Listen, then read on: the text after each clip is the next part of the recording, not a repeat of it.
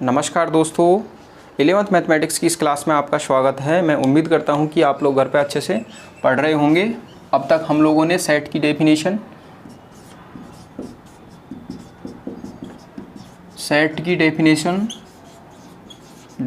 Of set और representation of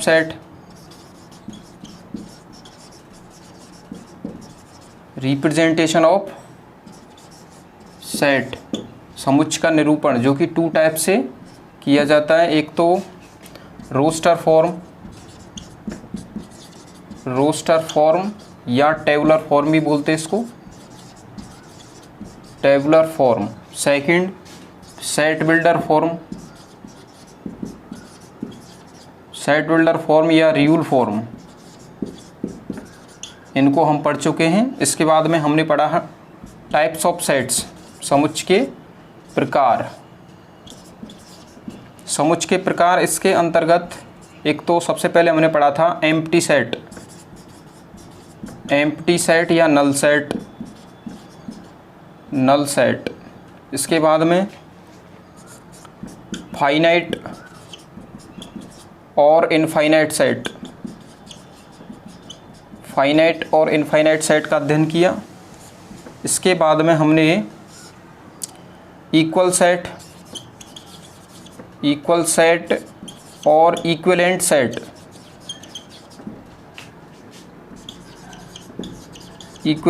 इसको समझा। और इसके बाद में मैंने सिंगलटन सेट भी बताया था, एकल समुच्चय, सिंगलटन सेट, ये सब हम लोग पढ़ चुके हैं। और इसके बाद में मैंने आपको बताया था सबसेट उपसमुच्चय और सबसेट ऑफ रियल नंबर्स, ये भी हम लोग पढ़ चुके हैं। सबसेट ऑफ रियल नंबर हमने पढ़ा। इसके बाद में हमने इंटरवल पढ़ा है। इंटरवल के अंदर ओपन इंटरवल, क्लोज इंटरवल और सेमी ओपन और सेमी क्लोज, ये सभी हम लोग पढ़ चुके हैं, ठीक है। और एक हमने पढ़ा है यूनिवर्सल सेट, जिसको कि किससे व्यक्त किया जाता है, यू से। तो अब तक हम इन टॉपिक्स का बारीकी से अध्ययन कर चुके हैं। इसके बाद में अब हम नेक्स्ट पढ़ेंगे कि समुच्चय का वेन डायग्राम कैसे बनाया जाता है और वेन डायग्राम की थ्योरी कैसे आई, और वेन डायग्राम के द्वारा समुच्चय की जटिल से जटिल समस्याओं को आसानी से कैसे सॉल्व किया जा सकता है। तो चलिए स्टार्ट करते हैं इस वीडियो को। तो 18वीं शताब्दी में गणितज्ञ आयलर ने जो सेट होते हैं, सेट्स को व्यक्त करने के लिए वृत्तों का प्रयोग किया था। किसका प्रयोग किया था? वृत्त, मतलब एक वृत्त के द्वारा सेट को दर्शाया। जैसे कि ये सेट ए है तो इसको वृत्त के द्वारा दर्शाया, ठीक है ना। इसके बाद में 19वीं शताब्दी में जो गणितज्ञ जॉन वेन नामक गणितज्ञ था, उसने इस थ्योरी को दिया था, वेन आरेख थ्योरी को दिया था, वेन डायग्राम थ्योरी। इसके अंदर जो यूनिवर्सल सेट है, सार्वत्रिक समुच्चय, यूनिवर्सल सेट को व्यक्त किया जाता है आयत के द्वारा, रेक्टेंगल के द्वारा व्यक्त किया जाता है, रेक्टेंगल के द्वारा व्यक्त करते हैं। और सेट और यूनिवर्सल सेट के जो सबसेट हैं, यूनिवर्सल सेट के जो सबसेट यानी कि उपसमुच्चय होते हैं, उनको इस आयत के अंदर वृत्तों के द्वारा व्यक्त किया जाता है, सर्किल के द्वारा व्यक्त किया जाता है। और इसी थ्योरी को हम नाम दे देते हैं वेन डायग्राम थ्योरी, ठीक है ना। इसको इस टाइप से रिप्रेजेंट कर सकते हैं हम, इस टाइप से जॉन वेन ने रिप्रेजेंट किया था इसको। ये तो है रेक्टेंगल, आयत के द्वारा हम किसको व्यक्त करेंगे? यूनिवर्सल सेट को, और इसको रिप्रेजेंट करेंगे हम यू से, ठीक है ना। और इसके अंदर जितने भी सबसेट हैं, भाई यूनिवर्सल सेट है तो निश्चित रूप से इसके सबसेट होंगे, तो इसके जितने भी सबसेट हैं उसको हम वृत्तों के द्वारा व्यक्त करेंगे। किसके द्वारा व्यक्त करेंगे? वृत्तों के द्वारा व्यक्त करेंगे। जैसे ये ए सेट, ए सबसेट और ये सबसेट हो गया बी। यदि यूनिवर्सल सेट यू के दो सबसेट ए और बी हैं तो वेन डायग्राम में इनको हम आयत के अंदर दो वृत्तों के द्वारा व्यक्त करेंगे और इसी कंसेप्ट को जाना जाता है किसके नाम से? वेन डायग्राम थ्योरी के नाम से जाना जाता है, वेन डायग्राम के नाम से जाना जाता है। ठीक है ना। हाँ, तो अब देखते हैं समुच्चयों पर संक्रियाएं कि समुच्चयों पर किस प्रकार से संक्रियाएं की जाती हैं। जैसे कि नंबर्स में संक्रियाएं की जाती हैं। अब तक हमने नंबर्स मतलब अलजेब्रिक संक्रियाएं हमने पढ़ी हैं। कैसे? 2 + 3 = कितना होता है? 5, या मैंने 5 - 3 = कितना होता है? 2, या 2 × 3 = 6 होता है। और 4 को डिवाइड करें 2 से तो कितना आएगा? 2 आएगा। तो ये सभी क्या है? संक्रियाएं कहलाती हैं, ऑपरेशंस। प्लस, माइनस, इनटू, भाग, ये सभी क्या कहलाती हैं? ऑपरेशंस कहलाती हैं। इसी प्रकार से सेट्स में भी क्या होती हैं? ऑपरेशंस होती हैं। तो हम देखेंगे सेट्स में किस प्रकार की ऑपरेशंस होती हैं। फर्स्ट है यूनियन ऑफ टू सेट्स या union of sets. Union of sets, समुच्चयों का संघ, समुच्चयों का संघ।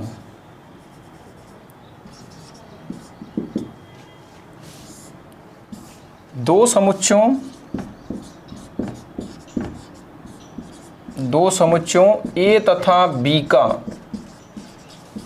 संघ या यूनियन का यूनियन ए यूनियन बी, इसको हम ए यूनियन बी से रिप्रेजेंट करेंगे। दो समुच्चयों के संघ को किससे रिप्रेजेंट करते हैं? हम ए यूनियन बी से रिप्रेजेंट करते हैं। तो दो समुच्चयों ए तथा बी का यूनियन ए यूनियन बी, ए तथा बी के सभी अवयवों का समुच्चय होता है, दूसरे शब्दों में हम इसे ऐसे भी कह सकते हैं कि दो समुच्चयों ए तथा बी का यूनियन ए यूनियन बी उन अवयवों का समुच्चय है जो ए तथा बी में उपस्थित हैं, ए तथा बी में उपस्थित हैं। कैसे? इसको एग्जाम्पल से ऐसे समझ सकते हैं हम कि ए = ले लिया मैंने ACE और B = मैंने ले लिया ABDF।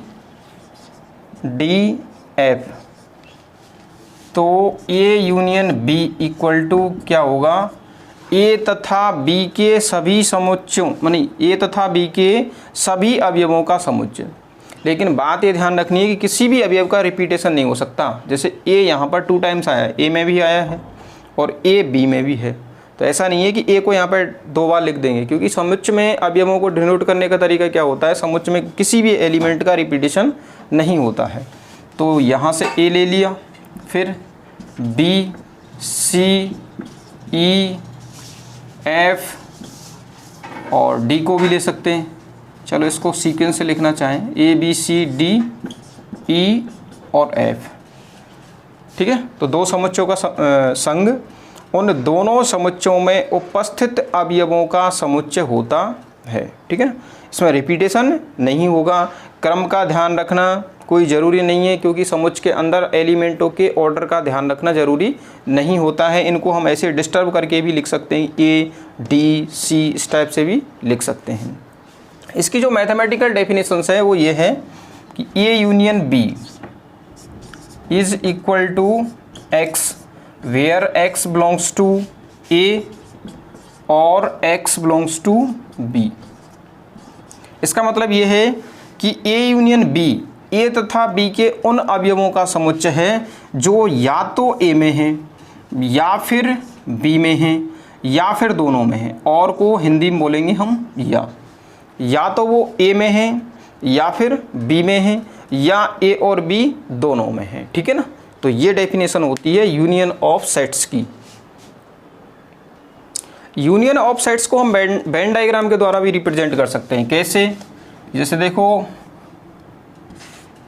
वेन डायग्राम में हमें एक तो यूनिवर्सल सेट लेना पड़ता है, ये हो गया यूनिवर्सल सेट, और इसके दो समुच्चय हैं, एक तो ए है और दूसरा क्या है? बी। तो इन दोनों का यूनियन, इन दोनों सेट्स का यूनियन क्या होगा, जिसको कि मैं शेडेड एरिया, छायांकित भाग के द्वारा दर्शा रहा हूँ, इन दोनों समुच्चयों के एलिमेंटों का समुच्चय हो जाएगा और इसी को हम क्या बोलेंगे, ए यूनियन बी। ये जो शेडेड एरिया आपको दिख रहा है, छायांकित भाग, छायांकित भाग, शेडेड एरिया, यही क्या कहलाता है, दो समुच्चयों का संघ कहलाता है। ठीक है, अब देखते हैं नेक्स्ट, दो समुच्चयों का सर्वनिष्ठ। दो समुच्चयों के सर्वनिष्ठ से पहले यानी कि इंटरसेक्शन से पहले हम properties of union of sets को देखते हैं कि दो समुच्चयों के यूनियन के गुणधर्म क्या होते हैं। कोई ज़रूरी नहीं है आप दो समुच्चय लें, दो से अधिक समुच्चय भी ले सकते हैं, उनका यूनियन भी आप कर सकते हैं। तो इसकी प्रॉपर्टी देखते हैं। इसमें यूनियन में A union B equal to होता है बी यूनियन ए, अर्थात दो समुच्चयों का यूनियन, दो समुच्चयों का संघ क्रम विनिमय नियम का पालन करता है। कौन से नियम का, क्रम विनिमय नियम, कम्यूटेटिव लॉ, कम्यूटेटिव लॉ का पालन करता है, क्रम विनिमय नियम।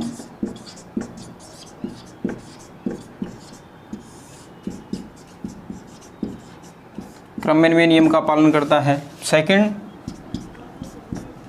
ए union B union C equal to होता है A union B union C. इसका मतलब है यदि हम तीन सेट ले लें तो ये तीनों सेट यूनियन संक्रिया के लिए, यूनियन ऑपरेशन के लिए कम्यूटेटिव होगा, सॉरी एसोसिएटिव साहचर्य नियम का पालन करते हैं। किसका, साहचर्य नियम, कम्यूटेटिव लॉ।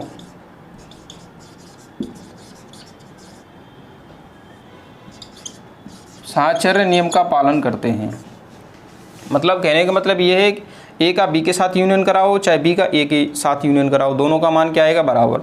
ऐसे ही इन दोनों सेट्स का पहले यूनियन कराओ, फिर इनका तीसरे सेट ए के साथ यूनियन करा दो, या फिर इन दोनों सेट्स का पहले यूनियन कराओ फिर तीसरे सेट के साथ यूनियन करा दो, दोनों का मान क्या होगा, सेम होगा। जैसे कि देखो एग्जाम्पल के द्वारा इसको हम समझ सकते हैं।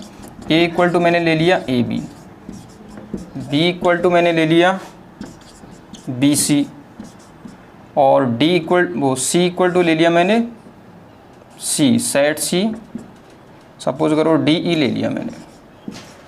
तो A union B union C, इसका मान निकाल रहा हूँ। तो इसमें पहले मुझे बी यूनियन सी करना पड़ेगा। ए है हमारा ए कॉमा बी यूनियन, जब मैं बी और सी का एक साथ यूनियन करता हूँ तो कौन कौन से एलिमेंट आएंगे इसमें, बी सी डी और ई। अब इनका आपस में यूनियन कराना है। जब इनका आप यूनियन कराएंगे तो आपके पास आएगा A B C D E, ठीक है ना। अब हमें इसका मान देखना है कि इसकी वैल्यू क्या आती है। A union B union C, इसमें क्या है, हमें पहले ए और बी का यूनियन कराना पड़ेगा। तो सबसे पहले हम ए और बी का यूनियन कराते हैं तो हमें क्या मिलेगा, A B C, A B C मिल गया। अब इसका यूनियन हमें कराना है इस सी के साथ, और सी क्या है, डी कोमा ई। तो हमें प्राप्त होगा A B C D E. और क्लियरली ये वाले दोनों सेट्स इक्वल हैं या नहीं बताओ, इनमें सेम एलिमेंट है, इसलिए हम कह सकते हैं कि A union B union C बराबर होता है A union B union C. It means जो सेट्स का यूनियन है, यूनियन ऑफ सेट्स है, वो कम्यूटेटिव लॉ के साथ साथ एसोसिएटिव लॉ का भी पालन करता है। सॉरी मैंने ये कम्यूटेटिव यहाँ पे लिख दिया है, कम्यूटेटिव नहीं है, एसोसिएटिव है,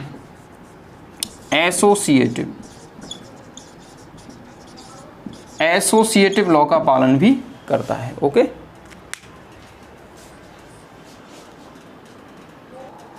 इसकी थर्ड प्रॉपर्टी है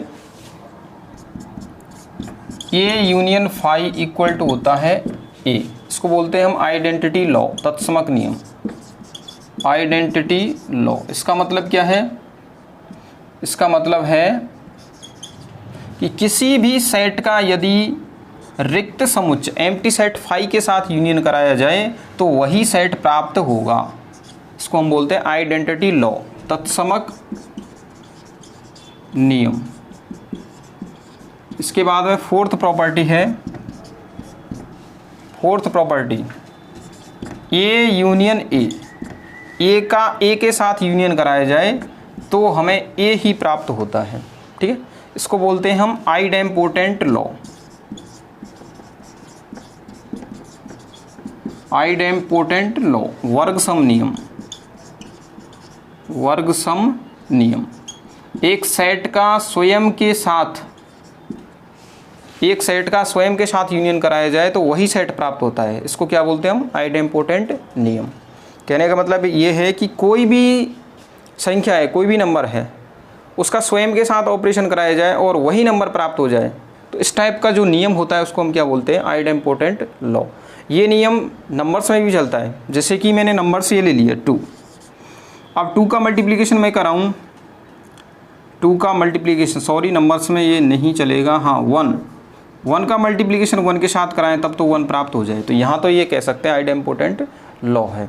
तो हमें तो इनके लिए समझना है सेट्स की ऑपरेशन के लिए, तो दो समुच्चयों का यूनियन वर्ग सम नियम का पालन करता है। नेक्स्ट है property number 5, A union universal set.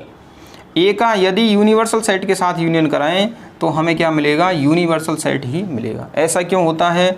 ऐसा इसलिए होता है क्योंकि A subset of union, A subset of universal set, A universal set का क्या है? सबसेट है, अर्थात ए इसमें कंटेन करता है। तो निश्चित रूप से इन दोनों का यूनियन कराएंगे तो हमें क्या मिलेगा? बड़ा वाला सेट मिलेगा, जो कि इन दोनों में बड़ा वाला सेट कौन सा है? यूनिवर्सल सेट है, और ए इसमें कंटेन कर रहा है, तो इनका यूनियन कराएं, मतलब ए इसमें निहित है अंदर, तो इन दोनों का यूनियन कराएंगे तो हमें क्या मिलेगा? यूनिवर्सल सेट मिलेगा। तो इसको बोलते हैं सार्वत्रिक समुच्चय नियम। तो ये हो गई properties of union of sets. अब देखते हैं हम इंटरसेक्शन ऑफ सेट्स, समुच्चयों का सर्वनिष्ठ। अब देखते हैं हम दो समुच्चयों का सर्वनिष्ठ, इंटरसेक्शन ऑफ टू सेट्स या इंटरसेक्शन ऑफ सेट्स की बात करते हैं। तो दो समुच्चय यदि हम ले लें, दो समुच्चयों ए तथा बी का सर्वनिष्ठ यानी कि इंटरसेक्शन, जिसको कि हम ए इंटरसेक्शन बी से डिनोट करते हैं। ए तथा बी के उभयनिष्ठ, ए तथा बी के उभयनिष्ठ, ये वर्ड इम्पोर्टेंट है यहाँ पे, उभयनिष्ठ यानी कि कॉमन, ए तथा बी के उभयनिष्ठ अवयवों का समुच्चय होता है, उभयनिष्ठ अवयवों का समुच्चय होता है। मतलब दो समुच्चयों ए तथा बी का इंटरसेक्शन दोनों समुच्चयों में उपस्थित उभयनिष्ठ एलिमेंट्स का सेट होता है। इसको हम ऐसे डिनोट करते हैं, मैथमेटिकल डेफिनेशन इसकी ये होती है, A intersection B equal to X where A belongs to, X belongs to A and X belongs to B. Hindi में इसको लिखेंगे हम तथा से, किससे व्यक्त करेंगे? तथा से, ठीक है ना। कहने का मतलब ये एक्स ए में भी है और एक्स बी में भी है, उभयनिष्ठ होना चाहिए एक्स, ठीक है। एग्जाम्पल इसको ऐसे समझ सकते हैं, A equal to A B D F, B equal to B C D, B C D, इन दोनों का इंटरसेक्शन हम कराएं तो हमें मिलेगा, हमें ये देखना है कि इनमें उभयनिष्ठ एलिमेंट कौन कौन से हैं। तो क्लियरली दिख रहा है आपको, एक तो बी उभयनिष्ठ है, बी कॉमन आ रहा है, और एक डी उभयनिष्ठ है, डी कॉमन आ रहा है, ठीक है। तो बी कॉमा डी, इस टाइप से हम दो सेट्स का इंटरसेक्शन कर सकते हैं। यहाँ ये वाले वर्ड बहुत ज़्यादा इंपॉर्टेंट हैं कि क्वेश्चन में आपको कहीं पे भी एंड वर्ड दिखता है यानी कि तथा वर्ड दिखता है तो समझ जाना आपको दोनों सेट्स का क्या लेना है? इंटरसेक्शन लेना है, दोनों सेट्स का इंटरसेक्शन कराना है। और ये वाला वर्ड दिख जाता है और हिंदी में कहें तो या, ये दोनों वर्ड आपको दिखते हैं तो आपको समझना है हमें सेट्स का यूनियन कराना है। क्या कराना है? यूनियन कराना है। और इसको वेन डायग्राम के द्वारा ऐसे व्यक्त कर सकते हैं, रिप्रेजेंट कर सकते हैं इसको कि 1 मिनट रुको। वेन डायग्राम के द्वारा हम इसको ऐसे रिप्रेजेंट कर सकते हैं। ये हमने यूनिवर्सल सेट ले लिया और ये ए है और ये सेट बी है। तो इन दोनों सेट्स में आपको कॉमन एलिमेंट या ओवेनेस्ट एलिमेंट या ओवेनेस्ट क्षेत्र कौन सा दिख रहा है, ये वाला। तो ये डिनोट करता है ए इंटरसेक्शन बी को, ठीक है ना। ये वाला जो शेडेड एरिया है ये किसको व्यक्त करता है, ए इंटरसेक्शन बी को व्यक्त करता है। अब हम देखते हैं इसकी प्रॉपर्टीज, गुणधर्म कि इसके गुणधर्म क्या है। पहला है इसमें, पहला है A intersection B equal to होता है बी इंटरसेक्शन ए, मतलब ये दोनों कम्यूटेटिव लॉ का पालन करते हैं। इंटरसेक्शन जो ऑपरेशन है वो कम्यूटेटिव लॉ का पालन करती है। Second, A intersection B intersection C equal to होता है A intersection B intersection C, अर्थात बी और सी का पहले इंटरसेक्शन कराओ और फिर इसका ए के साथ इंटरसेक्शन करा दो, या ए और बी का पहले इंटरसेक्शन कराओ और फिर इसका सी के साथ इंटरसेक्शन करा दो, दोनों क्या आएंगे, इक्वल आएंगे। इट मीन्स ये कम्यूटेटिव एसोसिएटिव लॉ का पालन करता है, साहचर्य नियम का पालन करता है, ठीक है। थर्ड, ए इंटरसेक्शन फाई, ए का यदि फाई के साथ इंटरसेक्शन कराएंगे तो आपको फाई मिलेगा, क्योंकि फाई वह सेट है जिसमें कोई भी एलिमेंट नहीं होता है, और इसका यदि हम ए के साथ वो इंटरसेक्शन कराएंगे, इसमें कोई एलिमेंट ही नहीं है, तो फिर ओवेनेस्ट एलिमेंट जो सेट मिलेगा हमें उसमें कोई भी ओवेनेस्ट एलिमेंट नहीं होगा। इट मीन्स हमें कैसा सेट मिलेगा, रिक्त समुच्चय मिलेगा, एम्प्टी सेट मिलेगा, ठीक है। नेक्स्ट प्रॉपर्टी, ए का ए के साथ इंटरसेक्शन कराएं तो हमें ए ही मिलेगा, क्योंकि दोनों सेम है तो कॉमन एलिमेंट भी क्या होंगे, सेम होंगे। फिफ्थ प्रॉपर्टी इसकी, ए इंटरसेक्शन यू, ए का यदि यू के साथ इंटरसेक्शन कराएं तो हमें क्या मिलेगा, ए मिलेगा। इसका रीज़न क्या है, इसका रीज़न ये है क्योंकि ए किसका सबसेट है, ए सबसेट है यू का। जब ए यू का सबसेट है तो इन दोनों में कॉमन एलिमेंट क्या होंगे, कॉमन एलिमेंट वही होंगे जो किस में हैं, ए में है, इसलिए A intersection U equal to हमें क्या मिलेगा, ए मिलता है। तो ये इसकी प्रॉपर्टीज़ हो गई। हाँ, नेक्स्ट वीडियो में हम डिफरेंस ऑफ टू सेट्स और डिसजॉइंट सेट्स के बारे में बात करेंगे। तो आपको अच्छे से पढ़ना है और प्रत्येक चैप्टर या प्रत्येक लेक्चर का आपको रिटर्न नोट्स बनाने हैं। रिटर्न नोट्स बनाएंगे तभी आप मैथमेटिक्स में सक्सेस हो पाएंगे, क्योंकि मैथमेटिक्स हमेशा क्या मांगती है, अभ्यास मांगती है। आप बार बार किसी भी चैप्टर का, किसी भी प्रश्नावली का, किसी भी कंसेप्ट का आप बार बार रिवीजन करेंगे, बार बार अभ्यास करेंगे, तभी आप उसको अच्छे से समझ पाएंगे, ठीक है। तो